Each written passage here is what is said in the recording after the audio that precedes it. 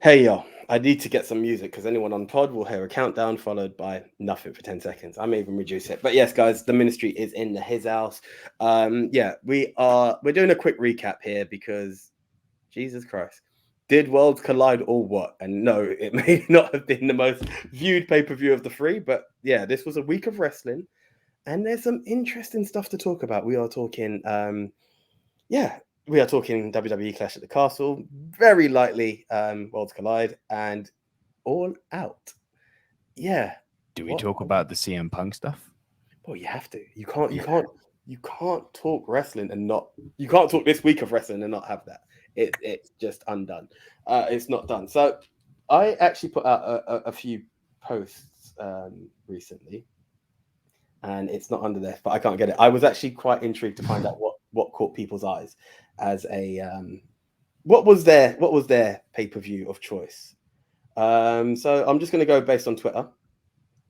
67% went for Clash at the Castle, 6% went for Worlds Collide, 28% went for All Out. Yeah, so it had a good viewing. We were there live, guys. Nick, I will let you take the reign on that one while it gives me a chance to try and find the result for. Uh, Mate, I'm very conflicted about it as a pay-per-view for a number of reasons. There were a number of negatives that I wasn't really anticipating, which have somewhat soured the experience of going to my first ever WWE pay-per-view. First one, they changed our seats. Triple H, that's not cool. Really not cool. The crowd was not good. Now, I know that people are going to be like, wow, we've seen this shit online. People lost their mind to Metal English. On this day, I'll see clearly. Yes, they did. People lost their freaking mind with Edge and lost their mind with Drew. No doubt. There was some fun chanting with Bailey. But other than the kind of intro and music, Seth got a good reaction. Seth did get a good reaction. That's actually true. It's not so much the stuff that you would expect. What makes these pay-per-views so good is the unexpected chants that kind of take over the arena, like our head of the table that happened at the O2. Like NXT TakeOver UK a few years ago, where you got table, you know, even like are you watching Vince McMahon? Are you watching Vince McMahon? You know, the fun thing about these events is that, especially in Britain, the crowds usually, no pun intended, take over what the narrative is and make their own thing up, right? We very much made the show our own with the way, you know, we had to assume the role of heel fans, which I'm more than happy with, and we'll talk about that in a moment. But the crowd didn't sing for long. It felt, I'll liken it to the way that football stadiums have become now. Too many people in football stadiums are now on their phone recording themselves while the action's going on, so therefore not paying full attention. And too many of the stadium tickets, by football I mean soccer, if you're listening in the US, and too many of the stadium tickets are being sold at premium prices to, like, not that this is a bad thing in terms of the country, but to tourists, to people who are like, oh, I need to go to a Man U game or a Chelsea game or an Arsenal game or a Liverpool game. It's the first time I'm in England. I need to go to a game. I'll pay £600 to go. Great. Awesome that you get to go to these stadiums, but the result is that you're not, in the nicest, non-patronizing way possible, a quote-unquote hardcore, so you're not going to bring the same level of noise. Yeah. You'll know some of the songs. You'll know the words to Metalingus. You'll know, Bailey. Sure. You'll know, because you have to be a tone deaf moron to not know, the that accompanies Seth, right? These are the basics. This is, for me, minimum standards. The crowd as a whole didn't deliver that much outside of that. We were the ones making noise, motherfucker. And the crowd, despite our best efforts to get them to join in, weren't really reciprocating. I'm talking about as a whole. We went full heel on the last one, which is fucking great. But seats being changed, crowd not being the best. The seat change really hurt me because we were far, bro. Like, I couldn't watch the wrestling. We didn't pay what we paid to look at a screen. You know, and that's what really hurt with that. Still say we need to actually be complaining about that and getting our money back. Yeah, that is something to follow up on, actually. And the matches themselves were not that good. I think it's I will always defend this pay-per-view for one reason. Yes, it's the first UK one in a while, but I believe yes. I believe we had an awesome, very untouchable house show that we attended.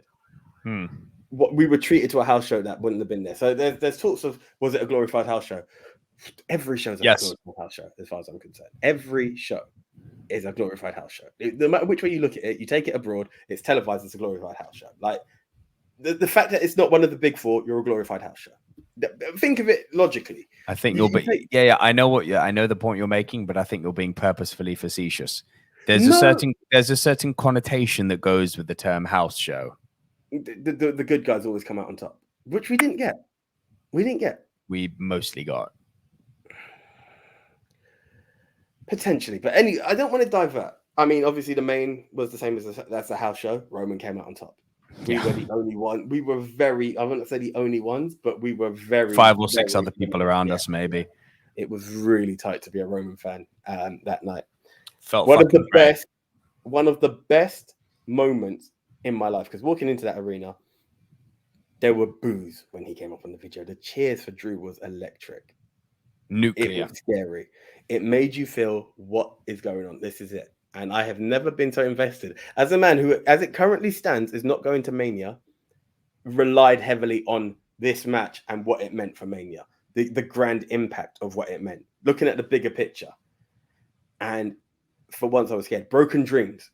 Hearing Broken Dreams and that montage, a beautiful montage, which I think WWE wasted because it should have gone to a time that he was going to win the title, if I'm honest. Correct. That was. I've never been so invested. That is the best match I have seen live, hands down. I would agree with that wholeheartedly. That was an absolute beauty. You took me on a roller coaster, and for that, I respect it. I feel had I watched this pay-per-view on TV, there would have been a part of me burning like I should have been there. And that's why I look at it. And I think because we were there and the challenges we had ahead of it, that's what made us feel it's not a great pay-per-view. You know, the matches are solid, but you're looking at a screen, you're looking down, you're squinting to see the ring, and we didn't pay to do that. Respectfully, not shitting on anyone who didn't pay for that, but when you've paid for one thing, it's going to kill you because you're like, that's not what it's meant to be. The beauty of an arena versus a stadium, we were a lot closer. And to feel it, and that's what I think dampened the mood. Overall, it's a good pay-per-view. I've looked at what people have put out there. Even going out to Instagram, most people said it, bro. Just going here, 76% said Clash, 6% said Worlds Collide, 18% said All Out. So maybe it's the people that have come to follow us, have seen the narrative of which I go. You might call me the WWE Mark, but it's out there. The hashtag. Equally, you may call me the AEW Mark, and I would agree. I get it. You know, it's the hashtags have got it. So it's not all of our followers. There are names I've not heard or seen there. And that's the votes of what it is. So it's not actually a bad pay-per-view. I'm going to breeze past Worlds Collide because I just know that NXT US just literally took the NXT UK titles and fucked us. That was it. So, like, well done. It's interesting to see what comes next. The only prediction I can call to that is while Roman is a 2-belt champ, maybe Bron Breakker being another 2-belt champ, it may be Roman Bron Breakker at Survivor Series. Don't know if it's a big enough draw, though. That's the only deal with that. That's all I can put to Worlds Collide. Roman RIP NXT great UK. Shout. Roman Bron is a fantastic shout, mate. Yeah. Well done. Take a bow for that one. That's a great shout. Thank you very much, sir. And it's, you know, that's what it is. And RIP NXT UK, because as UK fans, I do believe it was special. Probably didn't get enough views. I respect what happened there. No, we have special. It was special. I think it was quite surprising that they made the decision to not sell out the stadium. I mean, why? You certainly didn't need to go to the fucking Principality Stadium, which is known for having terrible fucking acoustics, if you were only going to put 60,000 people in it. The other side to that, bro, and I have to be honest, when it goes to the acoustics, it didn't even transpire on TV that, Drew McIntyre was not what the commentators tried to make it out to be. I mean, don't get me wrong, in the arena it was huge. You couldn't hear it when watching. I don't even know if the Bailey chants made it through correctly. It's weird. You see what I mean? If you watch rugby, that's something the Welsh team always complains about. The acoustics in the Principality Stadium are shit. And bearing in mind, we had the roof closed. Yeah. So they should have Yeah. Wembley has got equally shit acoustics, so I wouldn't have advocated holding it in Wembley. But you could have held, if you really wanted to. The thing is, you could have held this in a smaller football pitch because a good 20 to 30,000 of your tickets were on ground level. Yeah. It wasn't in the stadium itself. You know, they basically covered up the grass and used seating on ground level, which is normal. You could have easily done this again at a bigger O2. You could have opened up more of the O2 and done it there easily. And the acoustics in the O2, as you know, are fucking awesome. Yeah. You could have done this at Stamford Bridge. White Hart Lane's too big, mate. Bad acoustics now. Really? This is the problem. The bigger these stadiums get, the worse the acoustics get. You need to have tighter stadiums to make the sound level better. You know, Highbury back in the day, not now, but Highbury back in the day. I think, and I'll tell you why I call the Emirates, because I've not done a Stamford Bridge. I've been in a season ticket holder's place, and from the top, I could still see what was going on in the pitch. I felt violated with what we saw, and I'm not going to stress too much on our personal experience, but I see what you're saying. Especially for acoustics, you need something that can absorb and give you that wrestling moment. So, considering they rented out a 90,000 plus capacity stadium, and they only filled it to 60, I was like, that's a weird decision. Weird. I don't know how much production takes up if that's the reason why they've done it. That's the only thing I can think of.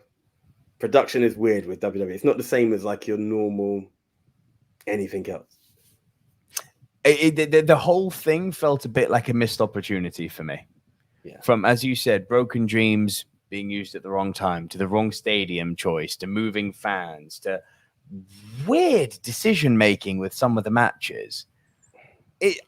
I liked it. I didn't love it. I love the main event though. Yeah, the main event. The main event was absolutely solid. I thought one of the biggest problems live, I don't know what it looked like on TV, guys. The biggest botch match is what got the This Is Awesome. I would have given, to me, match of the night, second match of the night, because Roman drew Sheamus Gunther.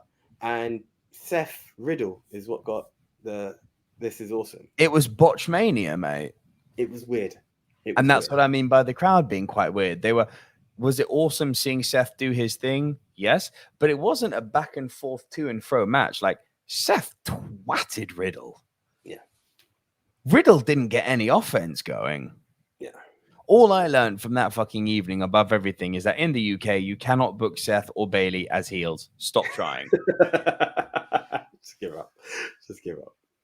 But yeah, so overall, it was mixed emotions, but the public do seem to have enjoyed it. Would you like to give the scores? For All Out, not for All Out, for Clash at the Castle. Yeah, so running through the matches quickly, a reminder, the trios tag match, we all called Damage Control to win, so we all got a point for that. Gunther, Sheamus, Big Tone and Den got this one right. They both called Gunther, so that gave them a point. You and me got Ray and Edge correct for the Mysterio and Edge versus the Judgment Day match, so point to us.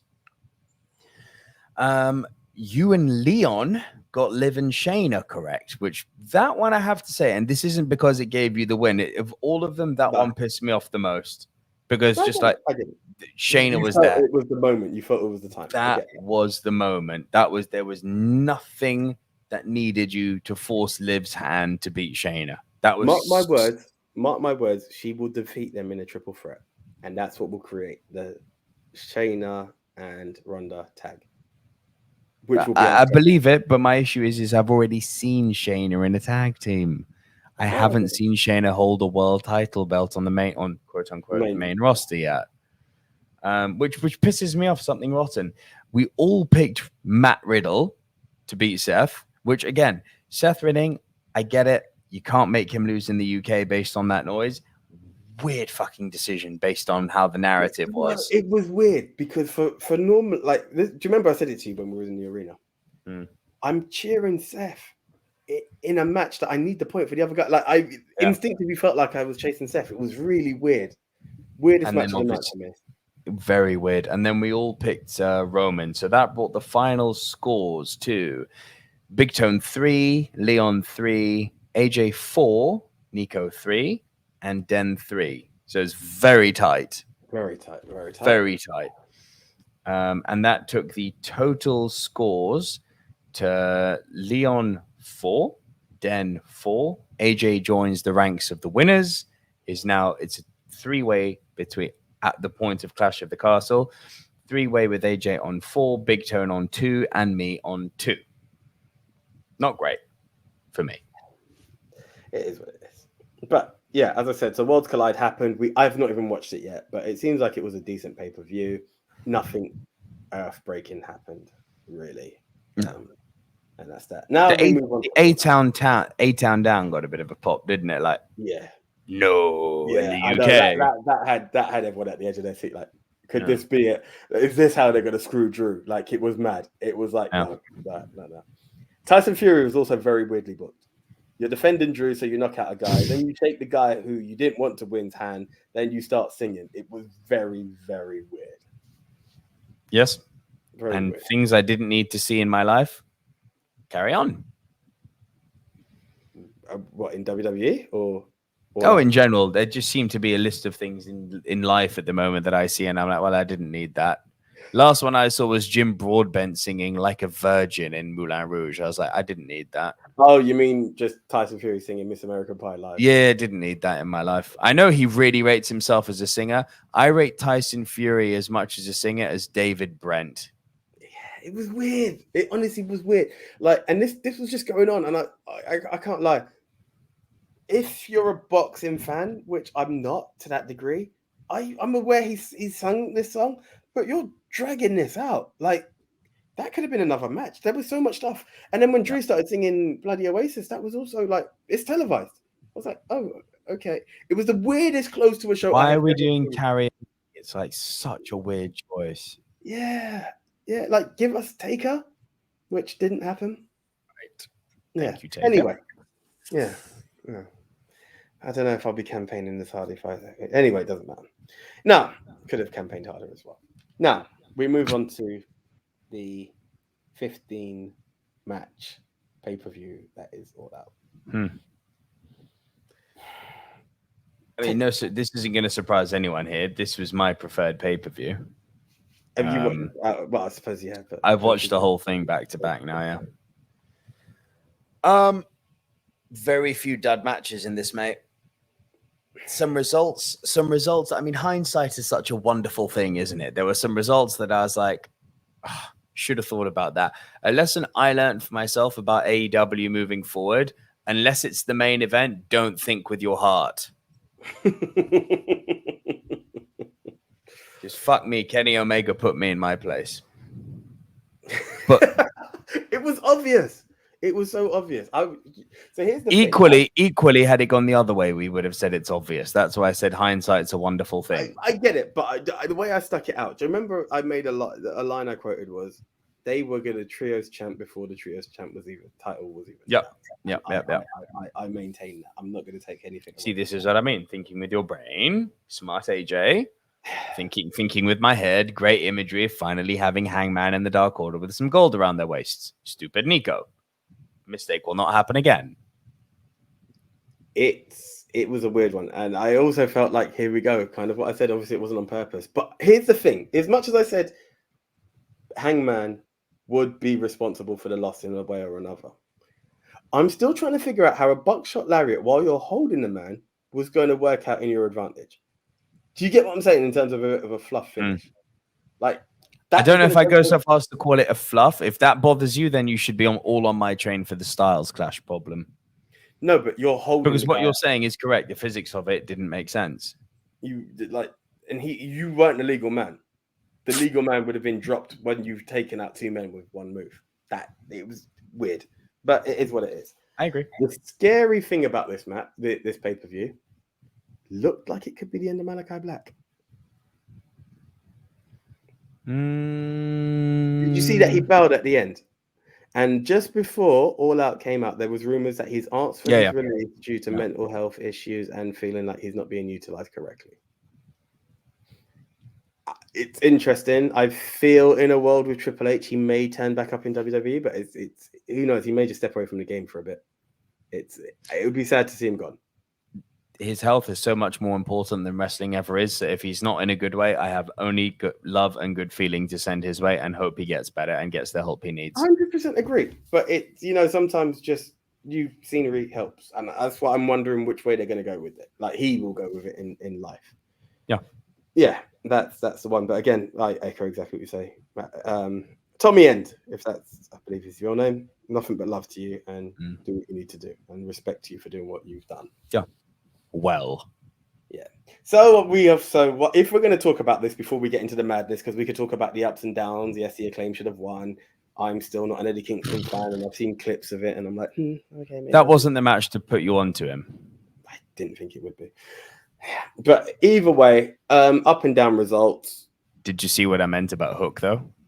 I haven't seen the pay-per-view, bro. I'm not going to lie. That's not like Eddie Kingston somehow makes it to the AEW Insta, but Hook hasn't. And I'm like, I'd prefer to see some Hook, bro. He's loved. He's loved. Here's the thing. Can I just say we called it?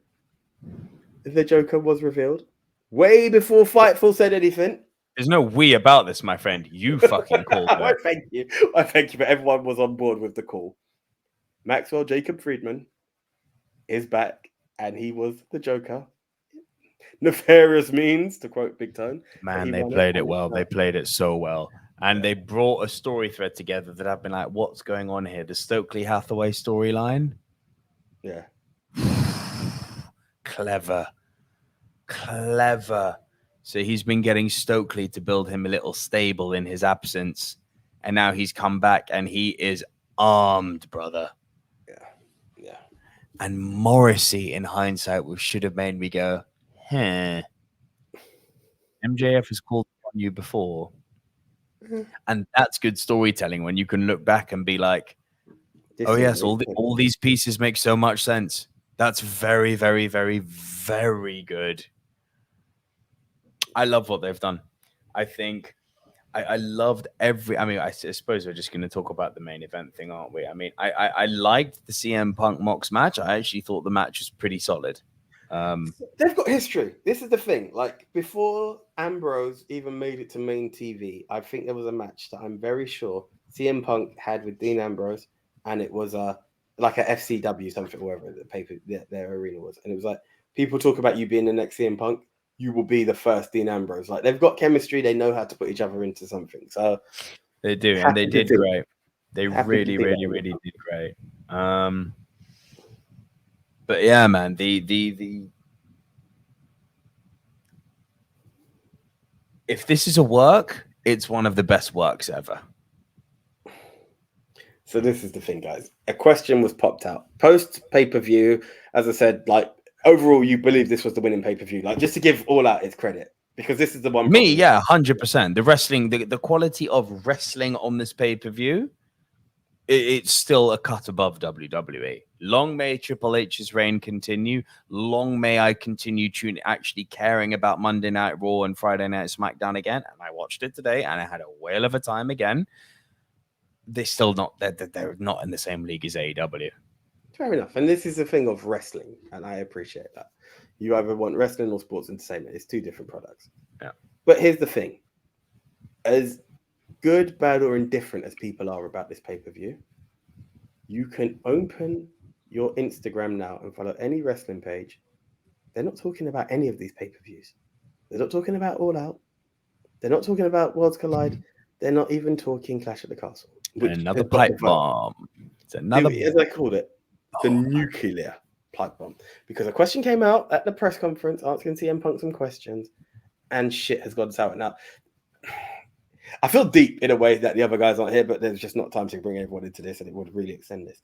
There is so much to be discussed. I mean, let's kick it off with CM Punk burying Colt Cabana and Hangman Page, shitting on the Bucks. So much so that the Bucks were the Elite. Sorry, the Elite were actually meant to be part of the scrummage, this media scrum. They didn't turn it. They refused to turn it. They were like, we're not doing it. Well, I heard that there was a full-on fight between the Bucks and CM Punk backstage. Yeah, that happened after, but they were scheduled to do a scrum, and they were like, nah. The elite are actually at a point of they could be walking. And let's be honest, should they wish to, and I'm not saying Tony's not trying to smooth shit over right now, New Japan will take that call back in a heartbeat. Like any promotion would take that. Like, I'm sure even Triple H has made a phone call saying, talk to Adam. he knows I look after guys. Like, Yeah. I'm here if you want to. Cody's here. Like, feel free. Like, it's very interesting. Now, I'm known on this podcast for being the guy that says everything's a work to cover my ass. Everything's a work, no conviction. This is not a work. The thing that makes me say it's not a work is the Colt Cabana thing. That's real. Like, that's documented, the beef that those two have. Yeah. And he brought that in. And I think I am completely on CM Punk's side here in this. Going off of what I've read from the story, going off of what I understood from the words that came out of his mouth, I am so unabashedly on Punk's side, I can't tell you.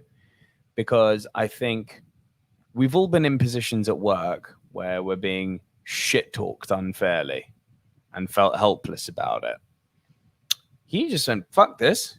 I have no need to stay quiet here. Fire me. I don't give a fuck. I am not going to have my name dragged through the mud. And I cannot say how much I respect him as a man for standing his corner and doing that, because that is what a man does. And by a man, I don't mean someone with a penis. I mean someone with both physical and metaphorical balls. It could be a woman for all I care, but a person, a strong-willed character is someone who says, oh no, I can see the way this is panning out and the way the narrative is going. If I don't step in here and defend myself, I'm going to look like the dickhead through no fault of my own. And I think he used a turn of phrase which I absolutely loved. I don't normally like to defend myself because it makes me look defensive. And I was like, oh, you've got me with that. The thing about that is, and I must admit, I've only seen the highlights, not the full scrum, right? CM Punk is not exactly known to be Mr. Quiet. So it's weird to be like, I don't normally defend myself because I look defensive. Do I agree with half of the stuff that he's saying? Do I agree that since he and Colt Cabana have stopped talking, it's getting tedious? Like, there's only so many times you can ask Brett and Sean about their beef, and it's the same here. Like, and now he's highlighted it. You want to know why I don't talk to the guy? You want to know what's going on? These are the points. And maybe it's the point of enough of this. But that's the message he was sending out. I get and that. That's why I respect him so much. Because he leveraged problems at the media with this. What did he say? He said, it's fucking disgraceful that this shit happened in 2015 and I'm being asked about it still in 2022. I get it. When he said, I don't give a fuck about the guy, I get those too. Like, all of that I get. It's when you start attacking the EVPs, when it's like, your beef isn't with them. And maybe it is to a degree. I've not even listened to half the stuff that Hangman said, right? No, the beef is absolutely with them. Yeah, I get it. But it's now got to a point where it's the question is your beef with this guy. That's there. There's only so much that needs to really be revealed. Now, I get it. Maybe he was pushed to the edge. Let it all spill out. It's the awkwardness of what Tony Khan was going through when he's like, yeah, it's my fault. I should have no commented at this part. I should have this. It's an awkward situation that has really... That part, I think, is the work, by the way. I don't know. So here's my thing, right? And it wouldn't shock me based on what I've heard of this character before. It's you're either with me or against me. And I believe it's a tension that is very tight. And something that stuck into my head about this, because people be like, oh, Tony Khan look like a bitch. I'm not going to go that far. You previously mentioned that Tony Khan needs a team around him. Yeah? In order Well, what I said is I think he's been doing everything alone so far. And I think it takes huge amount of courage to be able to, in his position, say, I need help, which he's shown to be doing. And I think that's deserving of respect. This is where I'm like, it put the guy in a position where I don't think it was fair on him. That is honestly what I think with all of this, and it's weird. What the position Punk put TK in? Yeah, I completely agree. That's the part that stuck out to me. I was like, you can sound off, but there's a level of respect that you need to give to a man who's sitting directly next to you and has employed you. I believe mix that to have people questioning the. It's weird because AEW was always known as like Little House on the Prairie. Like everyone was always grateful to work with Tony Khan, and there's nothing ever wrong, and the beefs are there. It's now looking like this guy can't control his company, which is unfair. You mix that with the fact that he brings up that he was the only show on Labor Day last year. He's the third show this year. Yeah. Now I hear that. He very much made the point of he doesn't think that's by coincidence. Yeah, but you know what? It's also not a coincidence that everyone wants to be in the same town as WWE during WrestleMania weekend. Like, shit happens, circumstance happened. Like, I'm not defending it entirely. Don't get me wrong. But if they really wanted to fuck him, and I'm not chatting shit here, Clash would have been on Sunday. Yeah, there are ways that if you really wanted to take this guy out, you could have. And then I feel there's a bit of paranoia, and I think it's a lot working at the moment, and it's coming into the same things that the AEW people got upset with Seth for, where it's like, oh, when Seth talked about money with Ospreay, it was like, why make it about money? It's about entertainment. He's now like, I've got more money than WWE. I will fight this game, and it's like, it makes him look out of control, or that press junket, and that's what I feel sorry for the guy for. That's my takeaway from all of this. I do feel very bad for Tony and all this, but I also just trying to take all this on board because, as you said, there's a lot to unpackage with this. I stand my ground. I think I've got tremendous respect for CM Punk. Not, to be fair, I hadn't added in the extra part you've talked about, which is how did it make Tony look? Obviously, that element, I'm not on board with what Punk did. I'm talking purely from the point of some shit happened between him and one of his friends, former friends, Colt Cabana. People who, despite also being his peers as wrestlers, are also his executives, took it upon themselves to go and run, to quote Stone Cold Steve Austin, their mealy little mouths. As executives, they shouldn't be doing that. And he called them out on it. What exactly have they said? I've got to be honest. I haven't had the time. They painted out as if he's a terrible person and dumped Colt Cabana when he was at his lowest point without at all acknowledging how much money he'd given to Colt, and that he was just drawing a line saying, dude, enough. You see, it's fucked up. And I think, I was originally, I did the video on TikTok, didn't I? I was like, what's up with CM Punk calling out Hangman Adam Page like that when he knows he can't go out making, him look terrible? I thought Punk was supposed to be one of the nice guys. Dude, that all makes sense now. But here's the thing. You're trying to vilify the elite, yeah? But I'm not being funny. These guys are not known to be the ones to keep their mouths quiet. The whole reason... Neither is Punk. By your own acknowledgement, neither is Punk. No, but do you get what I'm saying? So you signing with this company, you knowing who they are, knowing that they've sided with this guy because hell, they signed him, and you know what they're doing. Should you be as triggered? I get that's professional courtesy. I don't think. Here's the thing, AJ. I don't think he's been triggered first and foremost by the elite. I think first and foremost he's being triggered by the media. That's what the whole thing last night felt like. He was angry with people asking him these questions that shouldn't be asked anymore. He was requesting.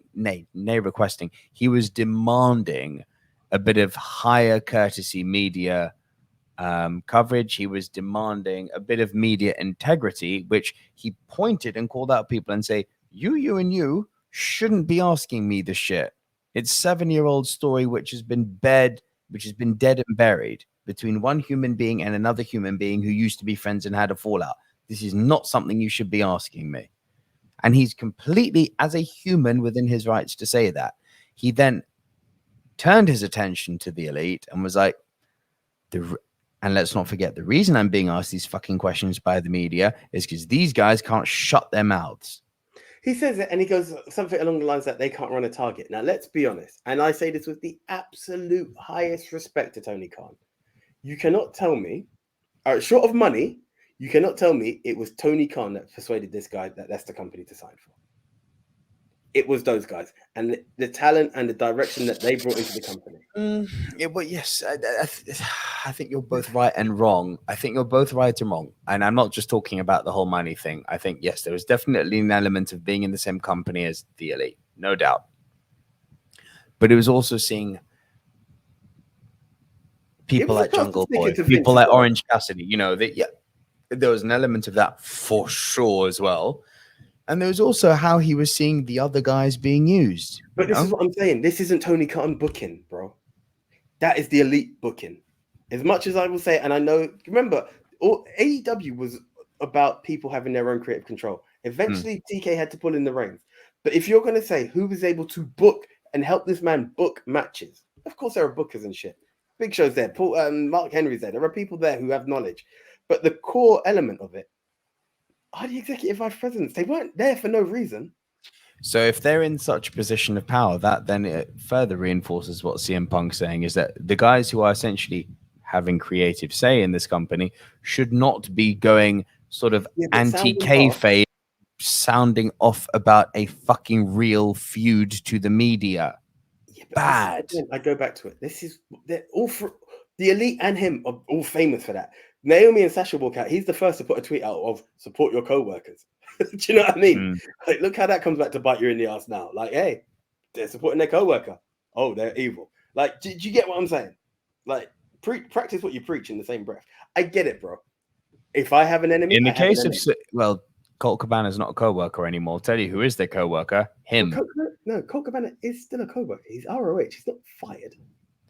He's Ring of Honor. They first and foremost should have been backing Punk and not making one of their top guys, top draws, top money makers, top stars look like a cunt. Do you know what it comes down to? Exactly what Tony Khan said. So guys don't get on. That's it. That's anyone of power. That's the answer. Yeah.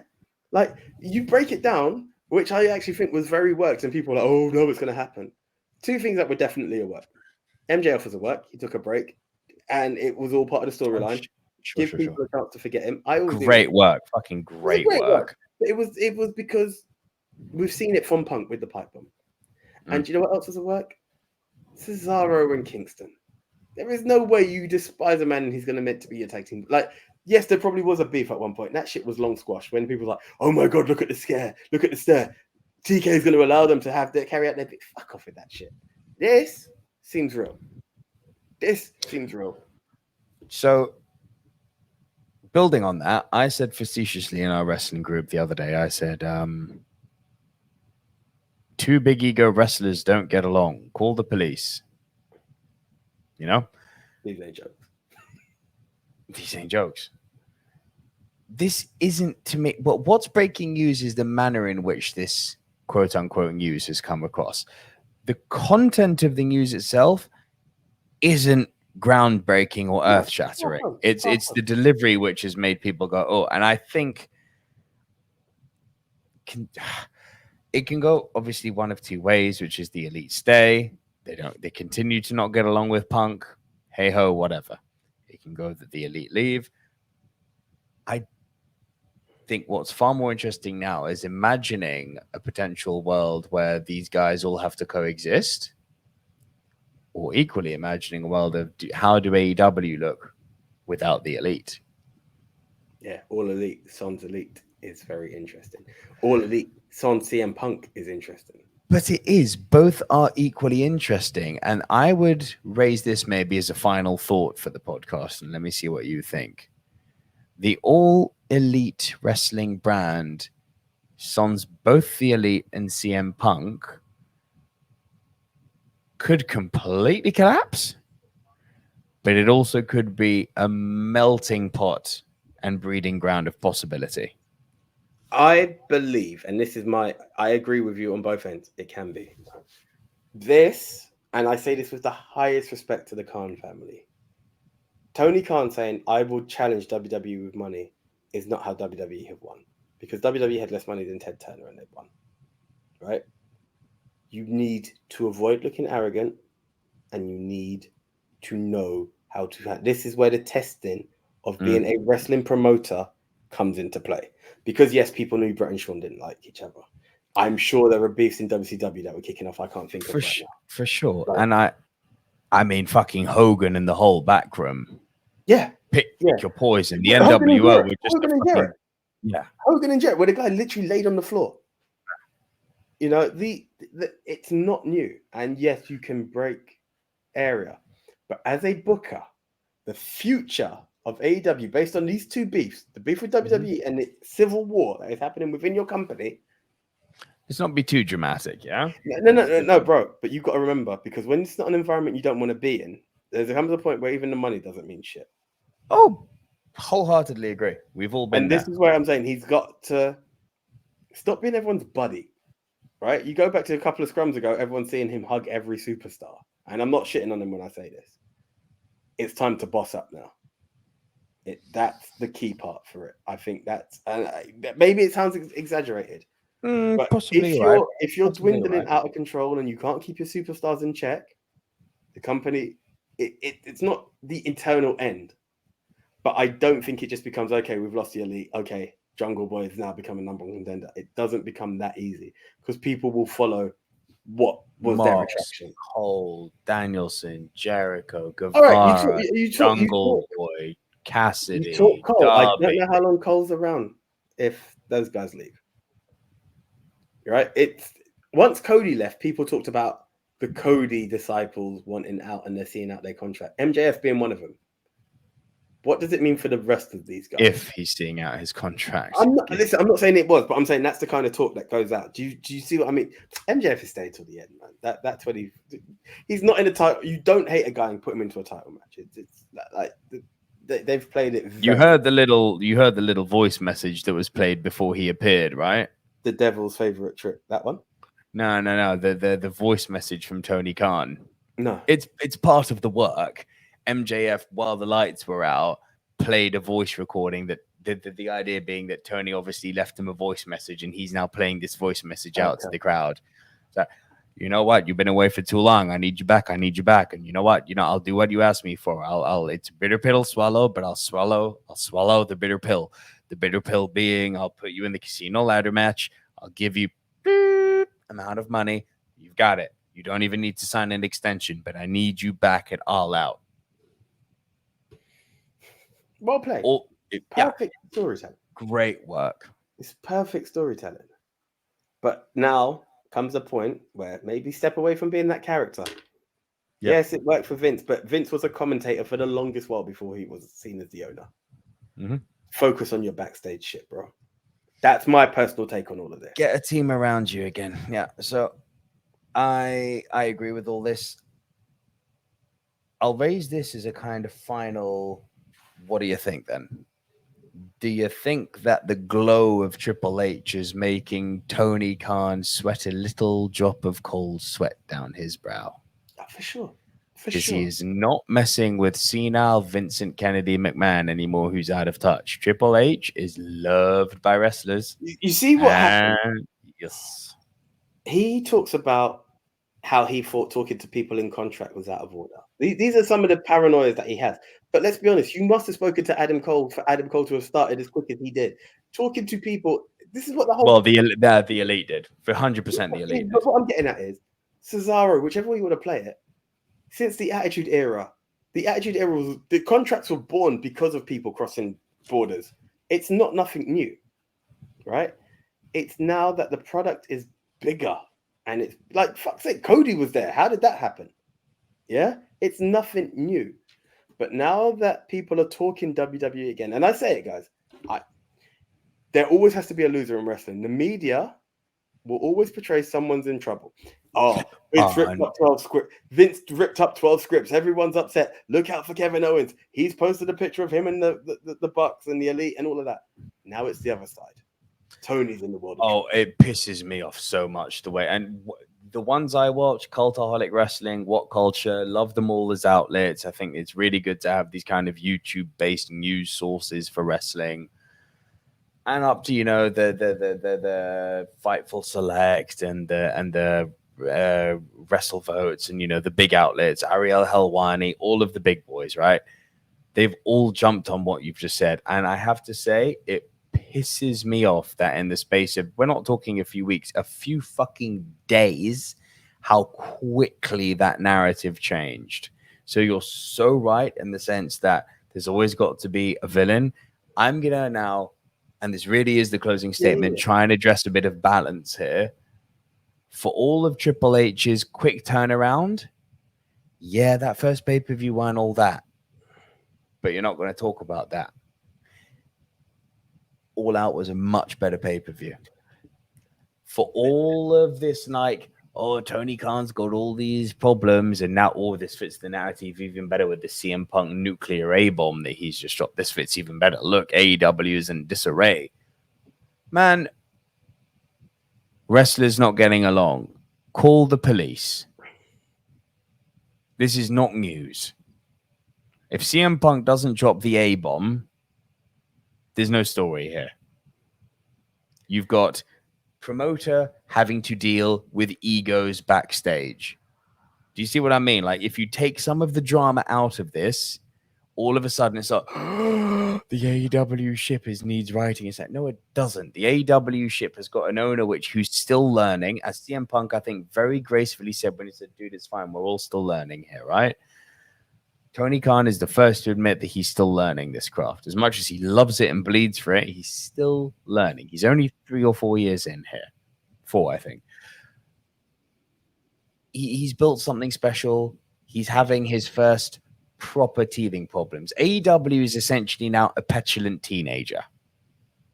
He's having to deal... Think of it that way. He's having to deal with a company who's, it's grown. There's been some growing problems. The teething's happened. We've got taken off our training wheels and got off our diapers. We're walking up straight now. We're starting to chase tail if we're boys, and like vice versa if we're girls. We've got some teething problems now. And like all teenagers, they're a bit entitled and they've got a bit of an inflated ego and a high opinion of themselves. They're going to grow out of it. Or they're going to crash and burn and be gone.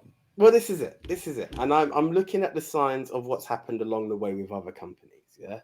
And that's where I wonder it. I don't want to drag this too long, but I'm just paying attention to make sure that the telltale signs of crumble aren't there. Because let's be honest, Impact's still about, but that thing was long dead.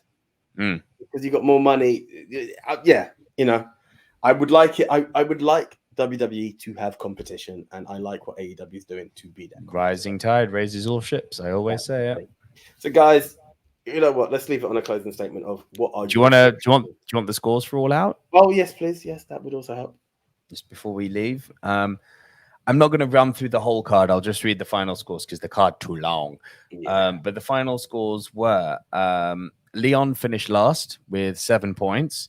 It was a 3-way tie between you, Dan, and myself. All got 8 points. Big Tone kicked our dicks into that, man. He got to double figures. Big Tone with the 12 points, So that brings the total points for the season. I'm not happy. You, Leon, and Den are equal in 4th in the lead. Big Tone takes AJ's middle fish ground with 3. Dickhead here, Nico Leroux. Here's some verisimilitude for you. Lagging behind in last with only 2 fucking points this season. Still a lot. So it can still turn around. It's embarrassing. I would need to win I think I need to win all bar 1, and I would need. We're going up to Mania, right? So there's enough. Oh, we're going up to Mania, not the end of the year. Well, I mean that would make it a 12-year cycle, wouldn't it? We started with Mania. Okay, it's not as deep as I thought. I thought I only had until Christmas. I was like, oh, I need to fucking up my game and quickly. Oh god, yeah, man. That would have been tight. And that's the thing. I'm not comfortable. I'm happy to be in the winner's circle. Oh, if it's Mania, I'm less stressed. If it's Mania, I can still play the long game. Yeah. Just need to get that Royal Rumble win. Yeah, Royal Rumble will have some very interesting points and stuff around it. That's always an interesting game changer. And you had some final thoughts. Take it away. I will not be donating points this year. Okay. Yeah. Honestly, I just want to hear what people think. What are your views? Was the Royal Rumble not our first pay-per-view this year? I'm pretty sure it was Mania. I'm pretty sure Mania was the first live. Finish your thoughts. I'm going to check our RSS feed. Yeah, all right, check it. But I know Mania, I created a background and stuff. There wasn't anything. No, wrong. Mania, you're quite right. Yeah. Season So- 2, episode 1 was Mania Night 1 and 2.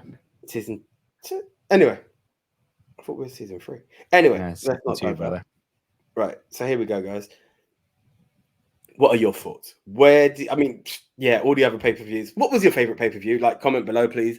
But more than it's what everyone's talking about. Your thoughts on this media scrum. What are your thoughts? Whose side are you on? Are you all elite? Are you all in with the Bucks and the Kenny Omega? Are you on CM Punk's side? What do you see as the future of AEW? Do you see the elite go into WWE? Unlikely, but put it out there. What do you think is going to happen? What would you like to see happen? Hit us up. MOW News on Twitter, Ministry of Wrestling on Facebook and Instagram, and obviously here, Ministry of Wrestling on, all your podcasts and on YouTube. Hit us up wherever you can. We will respond because we really do appreciate you guys. And also, guys, please do spread the word. And hopefully we will be back next week. So until next week, I am the one AJ Anthony Jordan. Double V, the Viceroy, very similitude, Nico Luo. Throw it up, my friends. It's all Yeah. too sweet. And we'll see you next week.